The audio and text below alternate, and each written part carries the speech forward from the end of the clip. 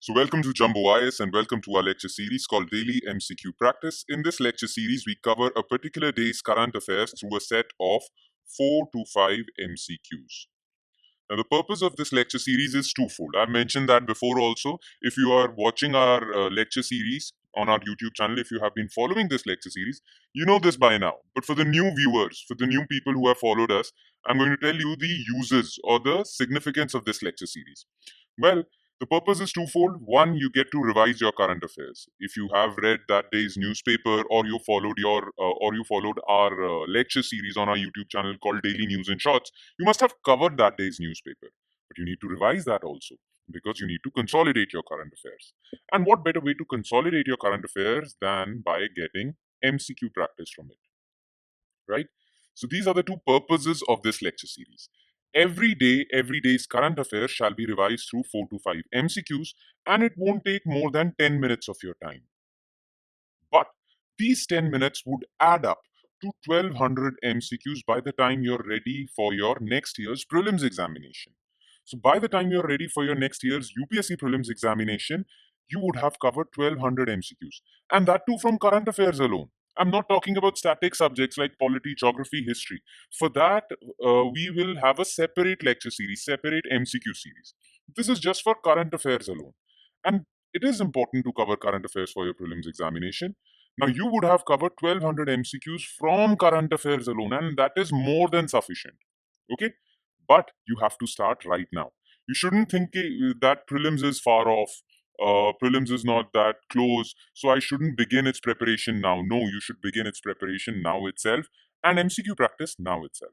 Okay? So just give me 10 minutes of your time on a daily basis. Make this lecture series a part of your daily routine, and you would have covered 1200 MCQs. You would have consolidated your current affairs. You would have current affairs in your kitty. As far as current affairs are concerned in your prelims examination, you don't have to worry about them. Okay? But make sure that you make this lecture series a part of your daily routine. Okay. Enough of the introduction. Now let's straight away jump to question number 1. Consider the following statements regarding Hilsa fish. It is a national fish of Bangladesh and the state fish of West Bengal. It is a type of fish that migrates from river to the ocean for spawning. Hilsa exports are generally banned from Bangladesh with a few exceptions. How many of the above statements are correct? Now look, Hilsa fish is a very popular fish in Bengal. Now, whether it's West Bengal from India or Bangladesh, it is a very popular fish. In fact, it is the national fish of Bangladesh and the state fish of West Bengal. Okay, it is a very popular cuisine also. This fish is eaten and is a very popular dish.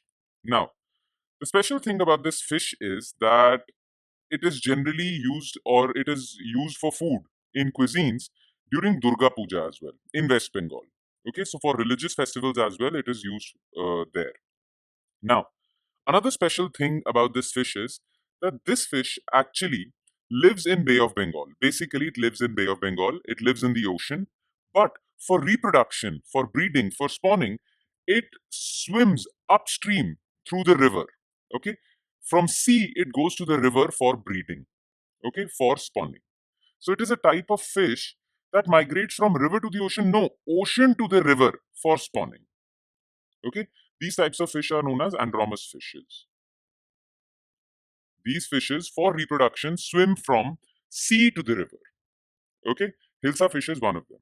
It is a national fish of Bangladesh and state fish of West Bengal. This is also correct. Now, Bangladesh has actually banned the export of this fish.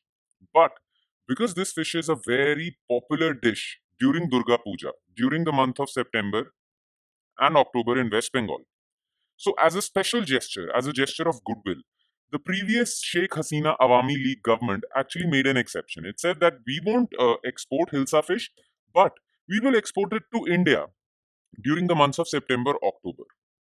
Okay, so Hilsa exports are generally banned from Bangladesh with a few exceptions, and that exception is that for Durga Puja or for religious festivals during the month of September, October, Bangladesh has allowed its exports. So this part is correct.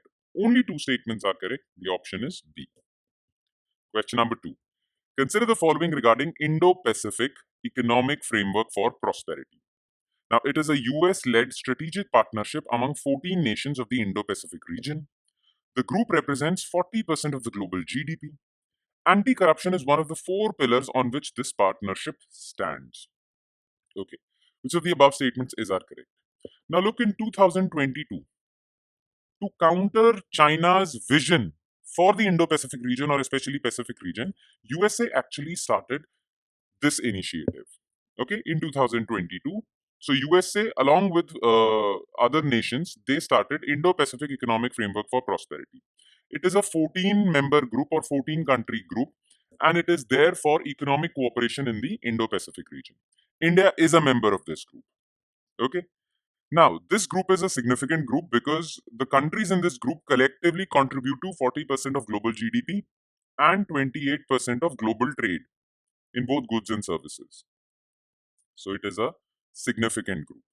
All right. Now this group has four pillars. Okay. One is taxation and anti-corruption. The other is clean economy. Okay. Decarbonization, infrastructure. The other is fair trade.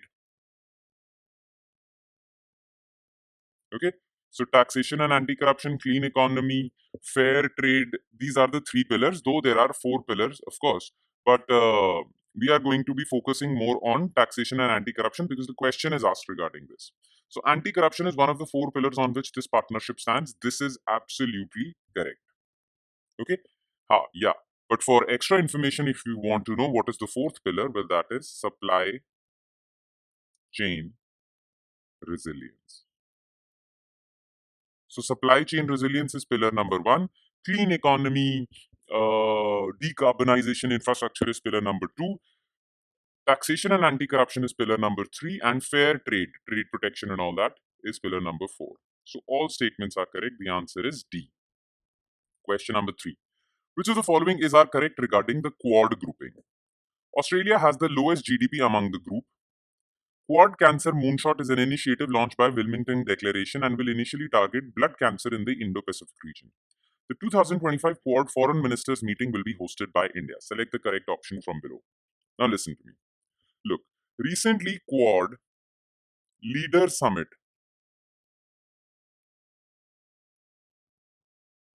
okay, Quad Leader Summit was hosted by USA and it was concluded with Wilmington Declaration. Basically, the summit was hosted in Wilmington, Delaware of USA. So the declaration released by Quad Leader Summit is known as Wilmington Declaration. All right. Now, in this Wilmington Declaration, various initiatives were launched by the Quad Group. One of the initiatives was Quad Cancer Moonshot. Basically, it will target cancer victims and it will actually promote or work for the cure of or welfare of cancer victims in the Indo-Pacific region. Initially, it is going to target cervical cancer. Okay, not blood cancer. So this is false. Though Quad Cancer Moonshot is part of Wilmington Declaration. All right. Now, among the Quad countries, there is Australia, there is India, there is Japan, and of course, there is USA. Now, the largest GDP is that of USA, then Japan, then India. India has ranked 3 in this Quad group, and Australia has the lowest GDP. So, first part is correct. Now, this was Quad Leader Summit, which was hosted in 2024 in USA. Next year's 2025's Leader Summit would be hosted in India. But next year's Foreign Ministers meeting would be hosted in USA. Remember this. Quad Leader Summit of 2025 will be hosted by India, but Foreign Ministers meeting would be hosted by USA. So this is also false. Only one is correct. All right. Question number 4. Consider the following statements regarding Shakti Semiconductor Fabrication Plant. It will manufacture semiconductor chips for use in national security. US Space Force will assist India for this. This semiconductor plant will reduce India's import burden for compound semiconductors. This plant will manufacture chips only for use in national security. Now look, Prime Minister Narendra Modi was in USA for the Quad Summit. But on the sidelines of Quad Summit, he held bilateral meetings with various countries, including USA. So he met US President Joe Biden also. Okay? And various agreements were concluded between India and USA during this meeting.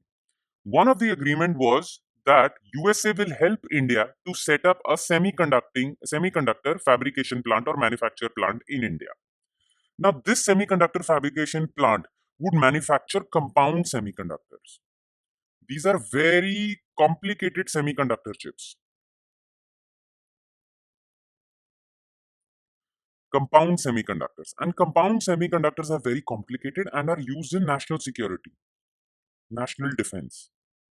Now, USA is helping India building a facility that will manufacture compound semiconductors used for national security. So it's a very big agreement between India and USA. For the very first time, USA will help India to gather advanced technology for modern warfare. Okay, so this part is correct. Now, USA, which agency of USA will assist India? It will be USA Space Force. So this is also correct. Now, earlier for national security, India had to import compound semiconductors, and India's import burden was around $1 billion per year. Okay, but now that India will be able to manufacture compound semiconductors all by itself, it will reduce India's import burden. And one another special thing about this initiative, Shakti Semiconductor Fabrication Plant, is that it won't only be used for national security. It will be used for clean energy, and it has other commercial applications as well. It is not just confined to national security. It has other commercial applications as well. Okay, so only 3 statements are correct. The correct answer is C. And last, which of the following statements regarding Sri Lanka are correct? Majority population of Sri Lanka belongs to Sinhalese ethnicity and majority religion is Buddhism. Tamils are a minority ethnic group in Sri Lanka concentrated in the southern province. 13th Amendment of Sri Lanka Constitution allowing devolution of powers to the provinces was a result of 1987 Indo-Sri Lanka Accord. Okay, now listen. Sri Lanka is basically has mixed ethnicity, but the maximum population is that of Sinhalese ethnicity, who are mostly Buddhists. So, majority population of Sri Lanka belongs to Sinhalese ethnicity, and majority religion is Buddhism. Absolutely correct. Then, the largest minority group or minority ethnicity is Tamilians. So, Tamilians are minority; they belong to a minority ethnic group. Okay, and they are concentrated in northern and eastern province of Sri Lanka. Not southern. Southern is occupied by Sinhalese. North and eastern province of Sri Lanka. Okay, so this part is false. Now, for the longest time, Tamilians have been fighting for some political powers in those areas where they are in majority. So they are in majority in northern and eastern province. Okay, and they have been asking for political powers in those provinces. Now, Tamilians have been asking India also to persuade Sri Lanka in giving them those powers. Okay, so therefore, there was this peace agreement or there was this accord between India and Sri Lanka in 1987 in which Sri Lanka agreed that it will pass 13th amendment of their constitution. Under 13th amendment, more powers will be given to provinces. Okay, so this part is correct. 1 and 3. Clear? Answer is C. And with that, we conclude our session for today. Thank you so much for watching, everyone. And I'm sure it has added value to our preparation. I am sure it has added value. Okay, trust me on this. But if you want to download the PDF file for this lecture, where you will find the detailed solutions in written form, you can download that PDF from our Telegram channel. And the link to our Telegram channel is provided in the comment section below. So go to that link, click on that link, follow our Telegram channel, and download the PDF files for not just this lecture, but for other lectures featuring on our YouTube channel. On that note, I'll be signing off. Thank you so much, everyone.